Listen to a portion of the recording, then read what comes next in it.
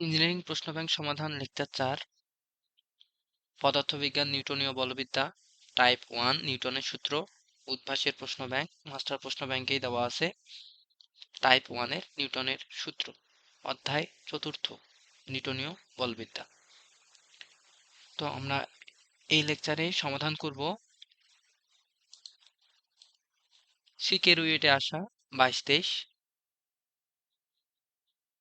সালে আসছিল সিকেরুয়েট যে গরম বাতাসে পরিপূর্ণ এম ভরের একটি বেলুন ঝুড়ি সহ পৃথিবীর দিকে ধ্রুব ত্বরণ এ তে নেমে আসছে। ঝুড়ি থেকে কি পরিমাণ এম ভর ফেলে দিলে বেলুনটি উপরের দিকে একই ধ্রুব ত্বরণ এ তে উঠে যাবে? সকল ক্ষেত্রে বেলুনটির আয়তন একই ছিল বলে ধরে নেওয়া হয়। জি অভিকর্ষ ত্বরণ বা অভিকর্ষীয় ত্বরণ। তো প্রথমত আমাদের লিফটের ধারণা থাকতে হবে। তো আমরা প্রথম যে প্রশ্নটা সলভ করি ওই প্রশ্ন আমার 1 নম্বর লেকচারেই আছে যে লিফটের কনসেপ্ট কি, যে উপরে যদি নামি দুঃখিত, যদি আমরা উপরে উঠি লিফট যদি উপরে ওঠে কোনো ব্যক্তি বা বস্তুকে নিয়ে, তাহলে ত্বরণ তখন আমরা যোগ করব, অর্থাৎ জি প্লাস এ করব। আর যদি লিফট নিচে নামে তাহলে জি মাইনাস এ করব। আমি প্রথম লেকচারে কনসেপ্টটা বুঝাইছি, তো আমি ওইটা নিয়ে আর ডিটেলসে যাব না, শুধু সূত্র দিয়েই ম্যাথটা করব। তো এখন আমরা যদি এখানে খেয়াল করি যে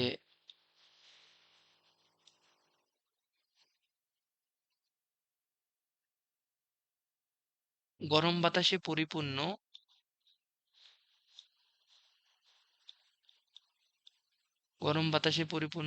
এম কি দাও গরম বাতাসে পরিপূর্ণ এম ভরের একটি বেলুনে ঝুড়ি সহ, তাহলে আমরা কি এম ভরের বেলুন, ওইটা কি অবশ্যই ঝুড়ি সহ ওর ভরটা কাউন্ট করব, মানে দেওয়া আছে ঝুড়ি সহ, যেটা কি পৃথিবীর দিকে মানে অর্থাৎ নিচের দিকে এ ত্বরণে নেমে আসে। নিচের দিকে কত ত্বরণে নেমে আসে? এ ত্বরণে নেমে আসে। এরপরে কি পরিমাণ এম ভর ফেলে দিলে বেলুনটি কি বেলুনটি উপরের দিকে ওই একই ত্বরণে উঠে যাবে?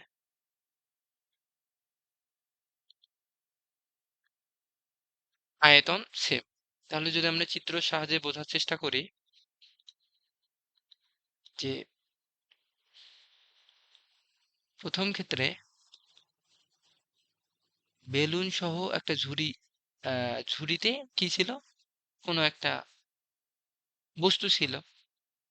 তো ধরি আমরা ঝুড়িতে একটা বস্তু ছিল, যেই বস্তুটার ভর এম, বস্তুটার ভর এখানে এম।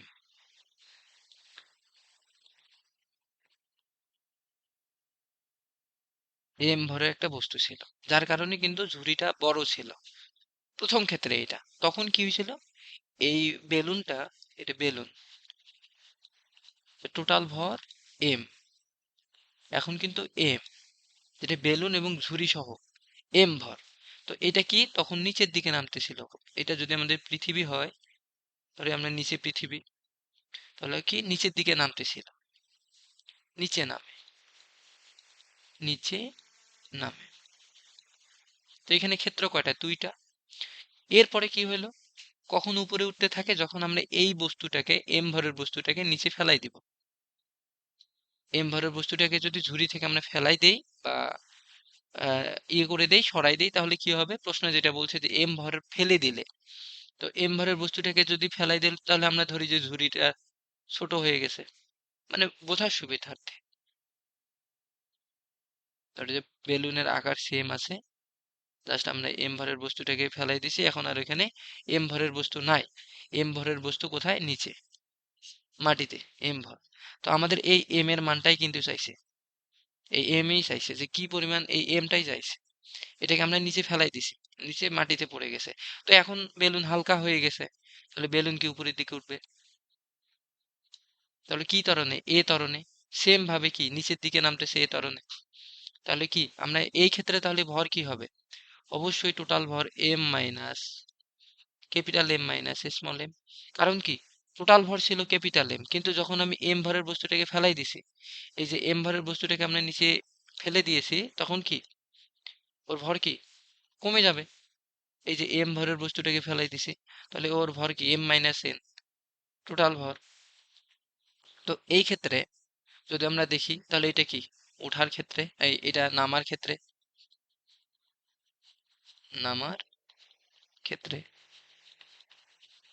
যে প্রথম অংশ ধরি, প্রথম প্রথম ক্ষেত্রে, এটা দ্বিতীয় ওঠার ক্ষেত্রে উঠতেছে কেন, কারণ এখানে কি ভর কমে গেছে। তো এখানে লিপ ধারণাটাই কিন্তু আমরা চিন্তা করতে পারি যে লিপ যেমন উপরের দিকে উঠলে কি হয়, নিচে নামলে কি হয়। তাহলে আমরা যদি প্রথম ক্ষেত্রে দেখি, প্রথম ক্ষেত্রে প্রথম ক্ষেত্রে কি হবে, তাহলে নিচের দিকে আবার এর একটা বল, সেটা কি তাহলে হবে, এ ত্বরণের নিচে নামতেছে ধরি, তাহলে নিচের দিকে কি আবার এম জি ক্রিয়া করবে পৃথিবীর দিকে, এই জন্য তো নিচে নামতেছে, টোটাল ভর কি এম, তাহলে এরও নিচের দিকে এম জি ক্রিয়া করবে, কিন্তু এর এম কি, অবশ্যই এম মাইনাস এম ইন্টু জি, কিন্তু এটা নিচের দিকে, তাহলে এর উপরের দিকে উঠবে। ধরি প্রতিক্রিয়া বল আমরা আর বা এফ যে কোনো একটা নিতে পারে, আর সেম এরও আর। তো আমরা কি যখন নামার ক্ষেত্রে কে বড় হবে, অবশ্যই এম জি, আর এটা এম এ ধরনের নিচে নামতেছে,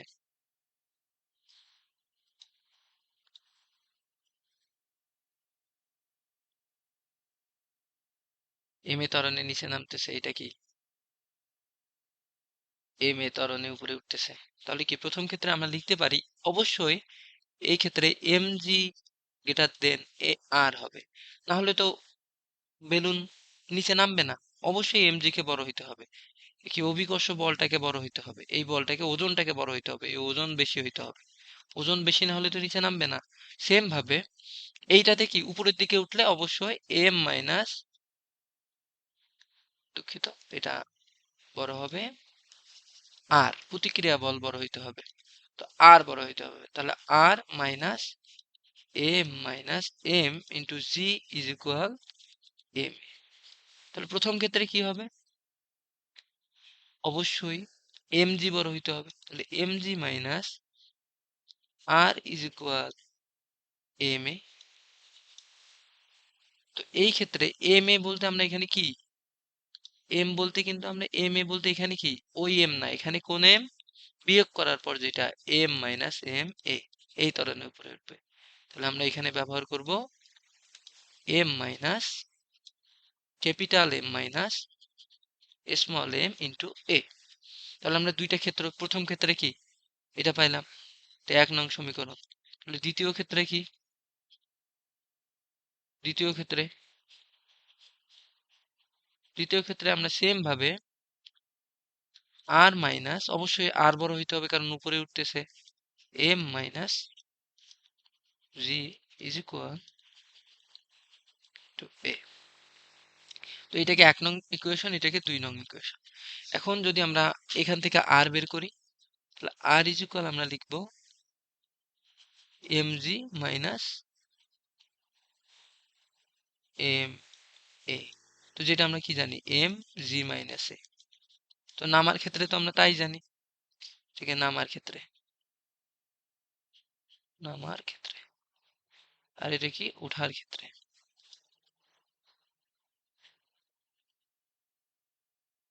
ওঠার ক্ষেত্রে, এটা নামার ক্ষেত্রে, দুইটা ক্ষেত্র। তাহলে এখান থেকে আমরা লিখতে পারি R is equal M minus M, common নিলে আমরা এখান থেকে লিখবো জি প্লাস এ। তো এই যে সেম কনসেপ্ট, দেখো যে আমরা ওই যে লিফটের ক্ষেত্রেও যখন ওঠার ক্ষেত্রে যোগ হয়েছে, এখানে যোগ, আর নামার ক্ষেত্রে বিয়োগ হয়েছিল, এখানে বিয়োগ, এই যে এখানে বিয়োগ। তো কিন্তু এক কনসেপ্ট দিয়ে ম্যাথ।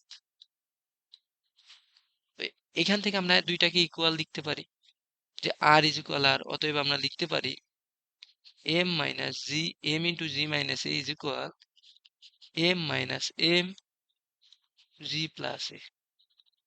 তো এটাকে ক্যালকুলেশন করে বের করতে হবে। তো আমাদের কমন নাও এখানে উদ্দেশ্য না, এখানে কাটাকাটি করতে হবে। তো জাস্ট আমি বোঝানোর জন্য এই দুইটা ইকুয়েশন নিয়ে আসলাম, এই দুইটা ইকুয়েশন নিয়ে আসলাম। তো এখন কি করব আমরা, এই 1 আর 2 কে সমান ধরে কি করব, কাটাকাটি করব। তাহলে কিভাবে কাটাকাটি, আমরা এই যে উপরের লাইন থেকেই করব, এই যে এই ইকুয়েশনটা থেকেই করব, যে M G minus M A is equal,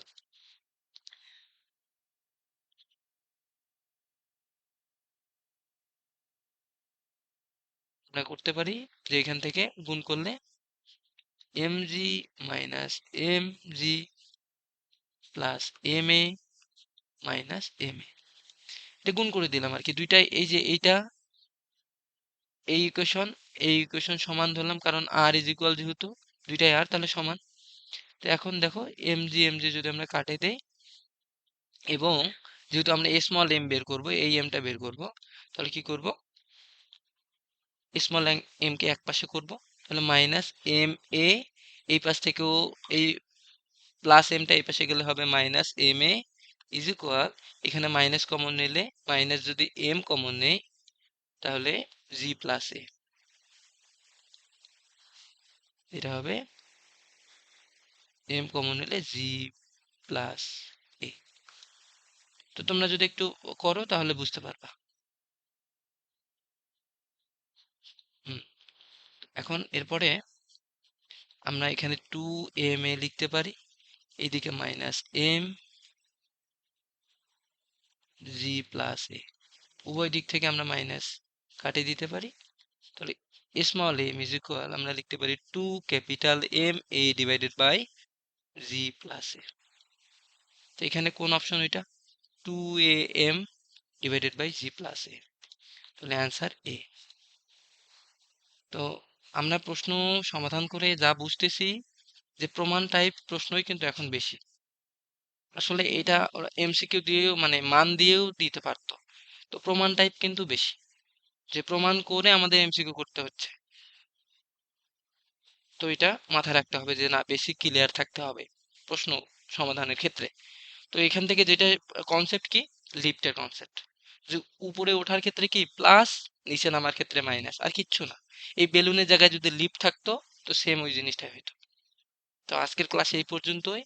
যদি কোনো প্রবলেম হয় অবশ্যই কমেন্টে জানান, আমি পরবর্তীতে সমাধান ট্রাই করব।